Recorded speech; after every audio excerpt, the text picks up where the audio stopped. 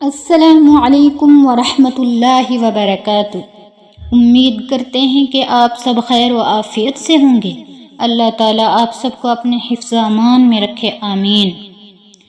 عقیدہ توحید کی اہمیت اور فضیلت قرآن کریم اور حدیث کی روشنی میں کیا آپ بتلا سکتے ہیں کہ وہ کون سی چیز ہے کہ صرف اسی کے لیے اللہ تعالیٰ نے زمین پر بے شمار نبیوں اور رسولوں کو بھیجا؟ وہ کون سی چیز ہے جو دین اسلام کی روح ہے؟ وہ کون سی چیز ہے جس کے ذکر سے قرآن کریم بھرا پڑا ہے؟ وہ کون سی دولت ہے جس کو حاصل کرنے کے لیے حضرت سمیہ رضی اللہ تعالی عنہا شہید ہو جانا گوارا سمجھ لیا، مگر اس دولت سے ہاتھ نہیں دھویا؟ وہ کون سی چیز ہے جس کے لیے فرعون کی بیوی آسیہ نے باخوشی موت کو گلے لگانا پسند کیا؟ وہ کون سی چیز ہے جس کے لیے آپ صلی اللہ علیہ وسلم اور صحابہ اکرام نے اس قدر تکلیفیں اٹھائی؟ وہ دولت تو توحید کی دولت ہے۔ ہمیں معلوم ہونا چاہیے کہ اسلام میں اس دولت کی قدر و منزل کیا ہے۔ توحید دین اسلام کی بنیاد ہے۔ توحید سب سے پہلا فرض ہے جس کا اقرار کرنا اور اسے دل و جان سے قبول کرنا ہر مسلمان پر لازم ہے۔ توحید وہ چیز ہے جس کے بغیر کوئی انسان دائرہ اسلام میں داخل نہیں ہو سکتا۔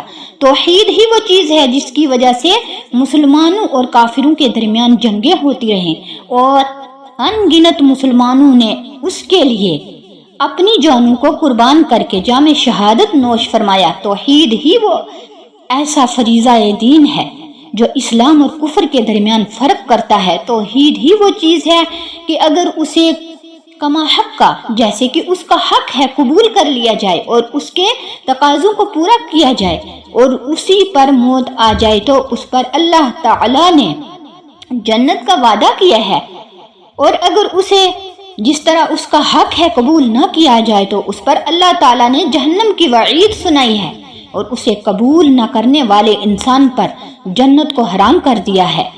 جب انسان کی نجات اور کامیابی و کامرانی کے لیے عقیدہ توحید اس قدر اہم ہے تو ہم سب سے پہلے ہم یہ جانیں گے کہ توحید کیا ہے۔ کتاب اللہ اور احادیث نبوی میں عقیدہ توحید جن 6 چیزوں پر مشتمل ہے، انہی 6 چیزوں میں اسلامی بنیادی عقائد کو آپ ارکان ایمان کے نام سے جانتے ہیں۔ آمنت باللہ و ملائکتہ و کتبہ و رسلہ والیوم الآخر والقدر خیر و شرہ من اللہ تعالی والبعث بعد الموت۔ اللہ تعالیٰ پر ایمان لانا، نمبر 2 اس کے فرشتوں پر ایمان لانا، نمبر 3 اس کی کتابوں پر ایمان لانا، نمبر 4 اس کے رسولوں پر ایمان لانا، نمبر 5 قیامت کے دن پر ایمان لانا، نمبر 6 اچھی اور بری تقدیر پر ایمان لانا، اسی طرح مر کر دوبارہ اٹھائے جانے پر ایمان ہو، اسی کو آخرت کے دن پر ایمان لانا، ایمان رکھنا کہا جاتا ہے۔ تو عقیدہ توحید ان 6 ارکان میں سے پہلا رکن سے تعلق رکھتا ہے۔ اب عقیدہ توحید کا معنی اور مفہوم جانیں گے۔ لغوی معنی کسی چیز کو ایک جاننا، ایک ماننا۔ شرعی معنی اللہ کو اس کے کام، عبادات اور اس کے اسماء یعنی نام اور صفات میں اکیلا اور یکتا ماننا، بالکل اکیلا۔ مفہوم ہے اللہ تعالیٰ اپنی ذات و صفات میں واحد، اکیلا اور لاثانی ہے۔ اس کی صفات میں اس کا کوئی شریک نہیں۔ تمام کائنات کو پیدا کرنے والا صرف ایک اللہ ہے۔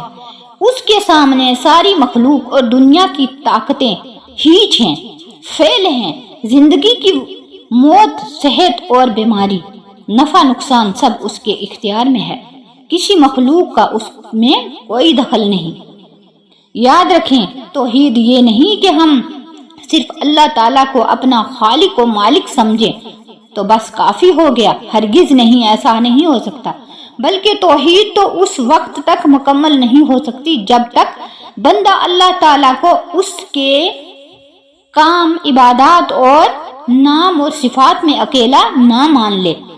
الحمدللہ ہم نے توحید کی تعریف جان لی، لیکن اس کی قسمیں کیا ہیں اور کتنی ہیں یہ جاننا بے حد ضروری ہے، کیونکہ اس کے بغیر ہم توحید کے اصل مفہوم کو سمجھ نہیں پائیں گے، اور اس کی قسمیں ہم آگے والی ویڈیو میں گنوائیں گے۔ السلام علیکم ورحمۃ اللہ وبرکاتہ۔